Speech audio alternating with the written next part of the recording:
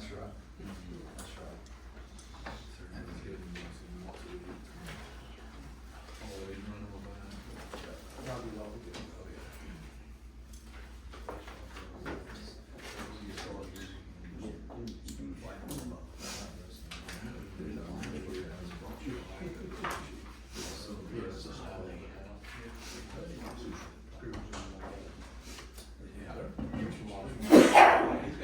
Oh, yeah.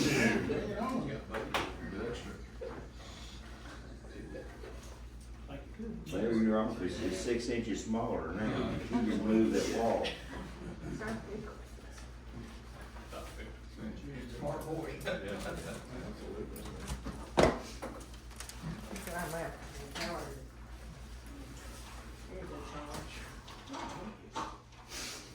No, I'm not gonna have one this week. No. No. Well, we can't do the high one, don't forget about that. Well, true. Jimmy, how are you, sir? Fine, folks. Doing all right. You have trouble finding a parking spot out there? Yeah, a little bit. Thanks to the court system. A little crowded,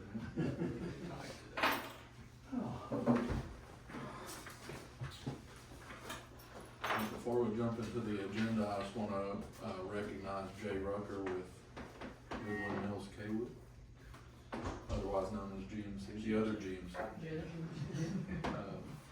And he's with their environmental team. He's gonna talk to us a little bit about the Watershed Management Plan.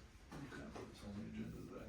So Jay, take it away, bud. So after we discussed, we have a proposal for privately funded and a grant submission for the 319 Watershed Management Plan. There's gonna be no physical difference in the plan other than when it will be ready.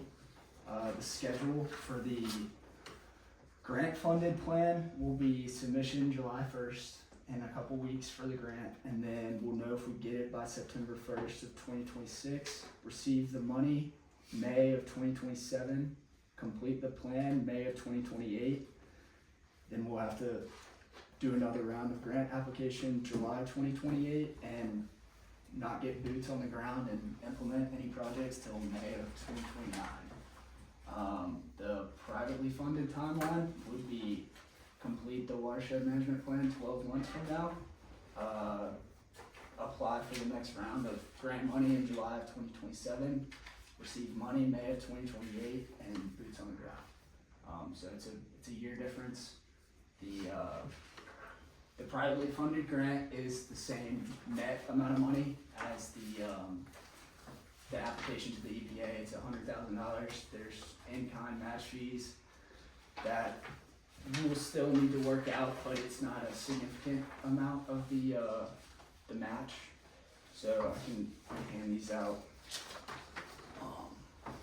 Here's here's the grant application, excuse me, and then the private.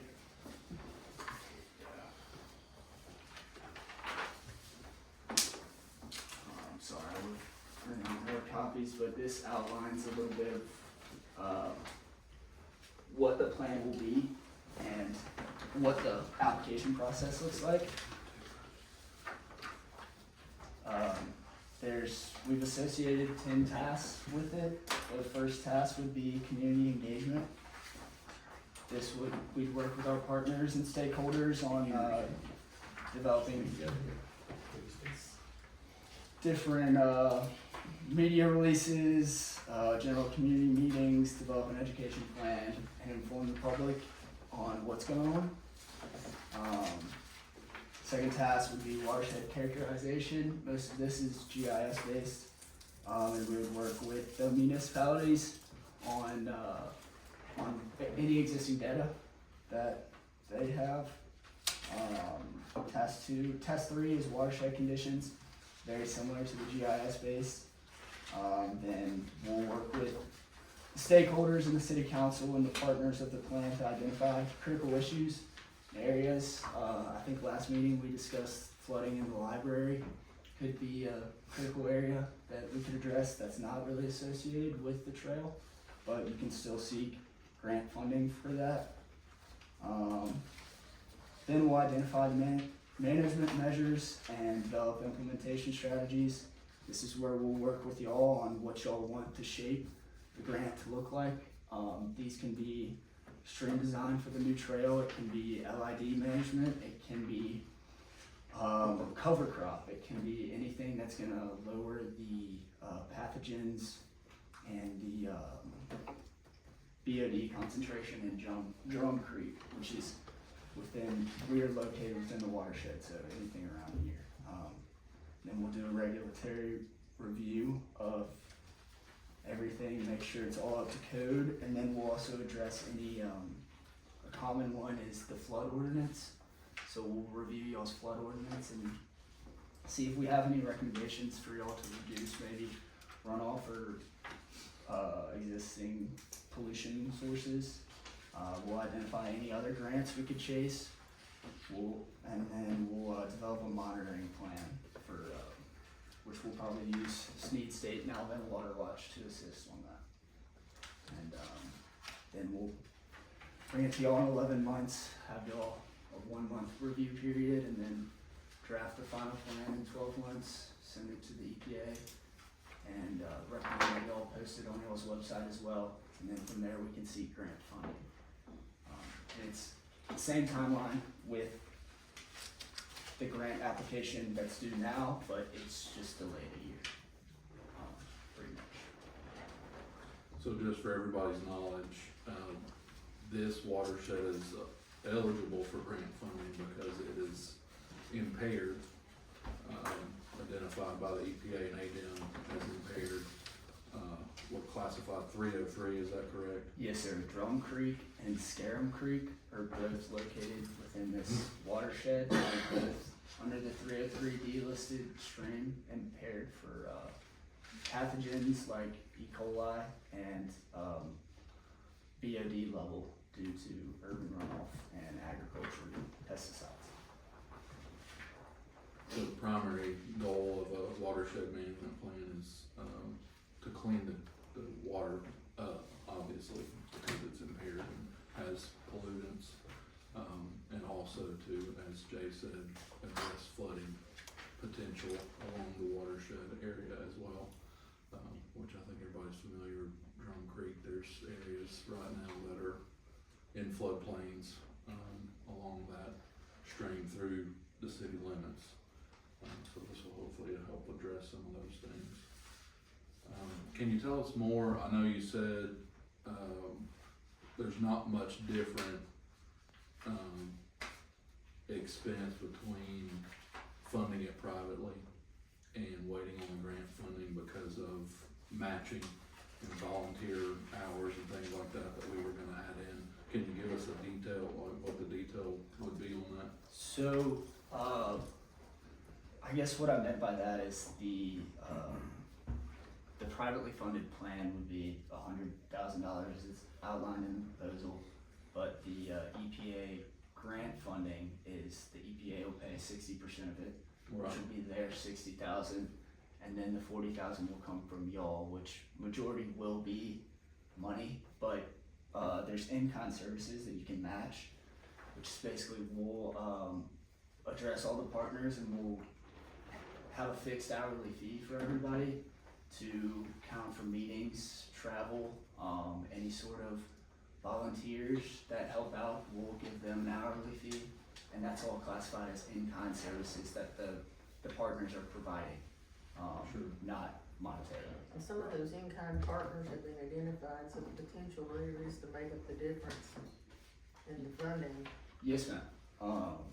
Now, I do not think it would be able to make up all of it. Yeah, sure. Wouldn't cover all of it. No, sir. It would, it's still, it's not a flat $100,000 Right. because we still would have the in-kind partner services and all that. Are you referring to the privately Yeah. funded? Mhm. Is that still accurate or is that not accurate? We have not addressed the in-kind services on the private funded side because that's not required. That would be something that we would have to discuss later on once there's a formal proposal and we can. Sure.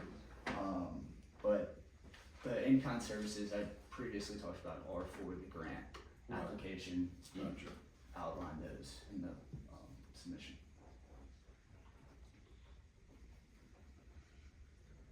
those funding sources are things we can take a look at in the future once we initiate the application process. This is just the beginning of the conversations Yes, ma'am. and potential we have moving forward. Yes, ma'am. The report essentially never dies. You can always apply for updating it, and then put more projects in it, and then apply for those projects. After you submit the report, you can always generate more projects from it. And all of those, the EPA is going to match 60%. You just have to prove that it is benefiting the watershed in some sort of, you have to quantify it. So that's why the monitoring is such a big piece, is so you can show that you're improving it. And this is kind of the key to future funding, so 319 provides plan funding, but primarily the goal would be to use it for implementation.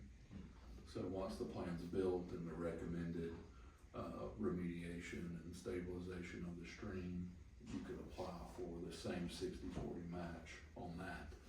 But you can't do it unless you have an EPA approved watershed management plan first, so that's why this is step one in kind of implementing some of those. So it's a multi-step process Yes. when you're looking at it. That's correct. And everybody, I guess, had a chance to read over the resolution. It essentially just authorizes the creation of the plan and the mayor to execute whatever documents would be relevant to it. So if we choose to apply for the grant, which will have to be done by July 1st, then it allows them to do that. Or if we decide to take it on ourselves and move it forward to keep the project moving, it'll, authorizes that as well.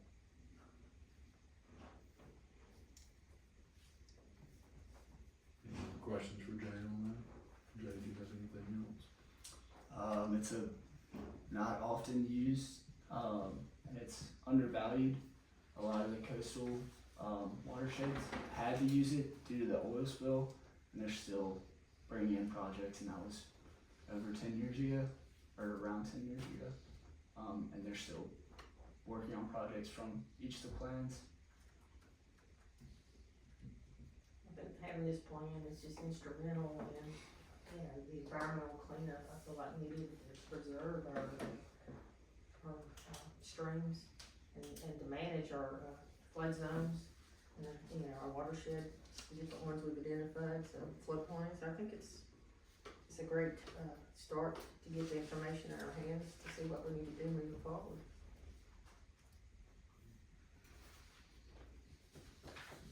Anything else? Appreciate you being here, Jay. This is together for us. Thank you, good to see you. All right. Ready? Sure. Number 5 is to approve the minutes of the June 2nd, 2026 council meeting.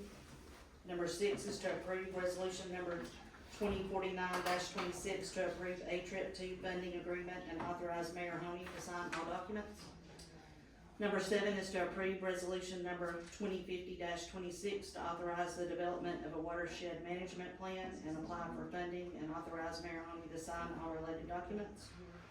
Number 8 is to approve ordinance 2048-26 to reduce the police jurisdiction of the city of Albertville to 1 1/2 miles.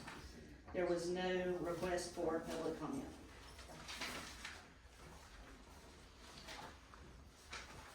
Any questions on any of the others? Mike, on this A trip, is that 100% funded by ADEM? I thought it was. 2 million. Significant. There's Another question I had, Baltimore, East Main, that's not on there, I don't think. Baltimore East Main. Where 205, Veers off. yeah, I believe it is. Is that not one of the intersections? I did not see it listed specifically. I know it goes, you talking about at First Baptist? Mhm. Well, the other side of First Baptist. Well, So I saw Sand Mountain Drive is listed, which would be the front of right. First Baptist. But then the next leg, where you continue on East Main or veer on the Baltimore. Yeah, it does follow the true 205 corridor, cause that gets outside of the, Well, technically, that's 205, so, I mean, it could easily be I just. probably added as maybe that alternate too. Yeah, I didn't see it listed, so, I mean, we're getting that whole corridor except for that intersection, if that's accurate, but I may have misread it, but I did not see it Let specifically. me look into that. Yeah, let's check it out.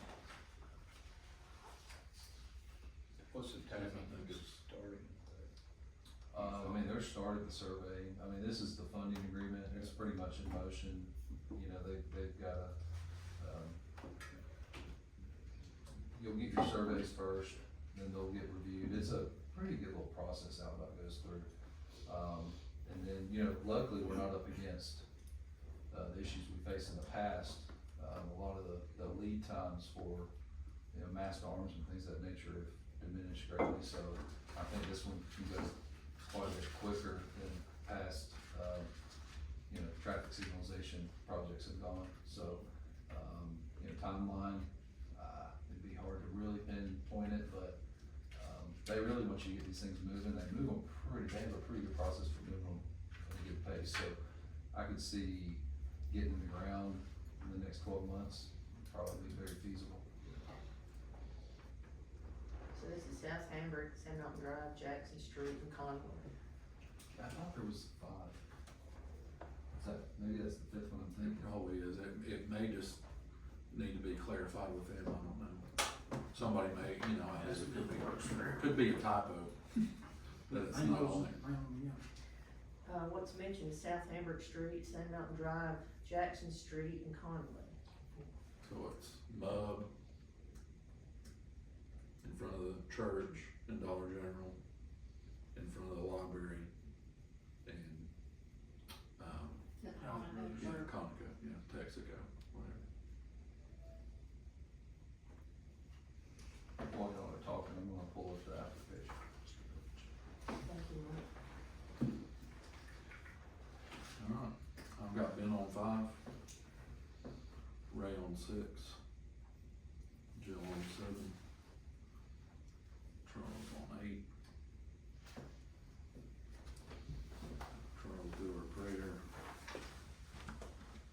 Jill do our pledge.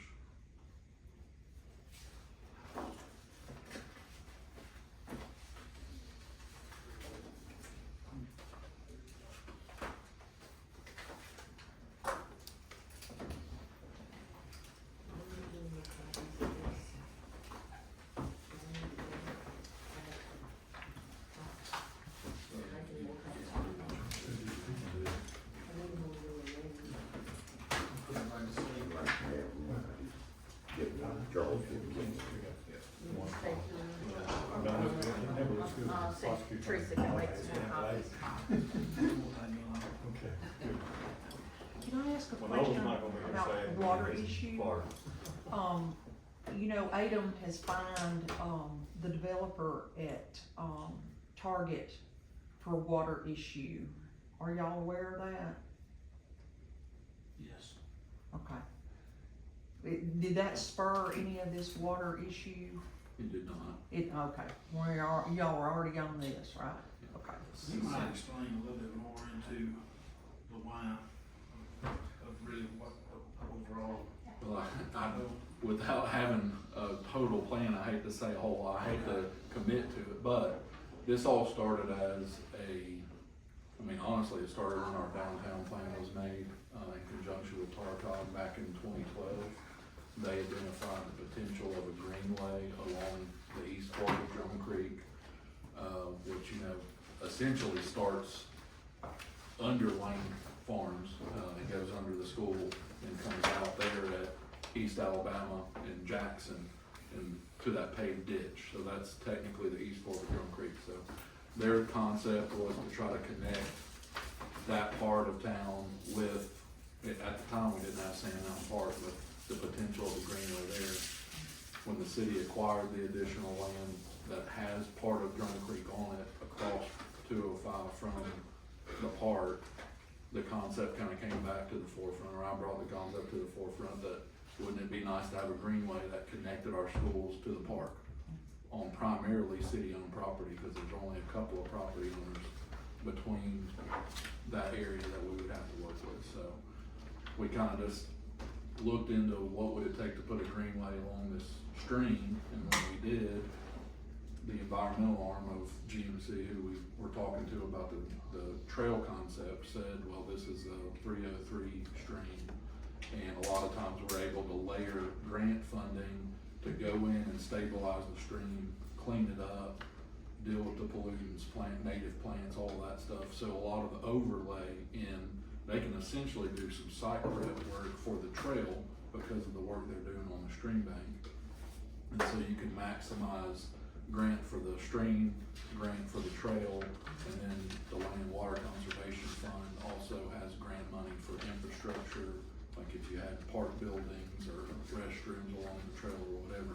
So essentially you can layer at least 3 grants on top of each other to do all of this, to create this greenway and improve stream, and the benefits, of course, you know, of cleaning the stream up and hopefully mitigating flood water and all of that is added to, you know, it's kind of a multi-layer thing that we're looking at trying to do. Well, what department will oversee all of this within the city? I don't know that there's necessarily a department that would oversee, I'm not sure I understand. Who is spearheading, all the inquiries and talking to the consultants and doing, the conversing back and forth with the consulting firm right now? Well, so far, it's primarily been, myself and Jill and,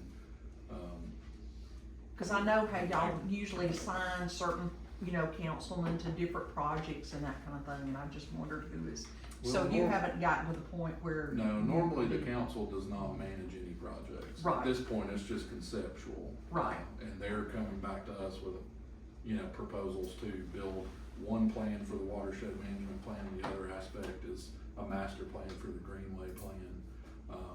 And once those proposals are completed, then city personnel will oversee it. Okay, then you'll assign it to, department or whatever, yeah, okay, gotcha.